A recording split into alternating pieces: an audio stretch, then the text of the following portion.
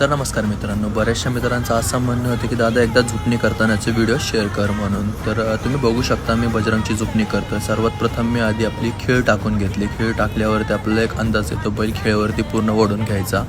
त्यानंतर आपल्याला जी कम्फर्टेबल गाठ असेल की बैलाला जास्त फास्ट पण लागला नाही पाहिजे, एकदम त्याला कसं फील होते. काही बैलांना सवय असते झुपणी टाईट लागते तर काहींना लूज लागते. बजरंगला एकदम मीडियम झुपणी लागते, तो मी त्या हिशोबाने झुपणी करतोय. तर तुम्ही पण त्याच प्रकारे करू शकता. पहिले एक सिंगल गाठ मारून घेतली, तुम्ही बघू शकता खालची की जी लवकर सुटेल. बरेचदा आपण म्हणू शकतो की ती आसूड गाठ होती. त्याच्यानंतरची पूर्ण दुसरी एक गाठ कंप्लीट केली. तर ही गाठ अशी असते की लवकर सुटते. त्याच्यानंतर ती गाठ घेऊन वळव्यामध्ये मी गुंतवली, कारण की काय होतं, वळव्यामध्ये गाठ घेतली तर नंतर सुटत नाही, किंवा ते झुपणी जरी सुटली तर वळव्यावरती बैल पळतो आपला. सो नंतर आतमध्ये वळवा बांधला. व्हिडिओ कसा वाटला कमेंट्स करून नक्की सांगा.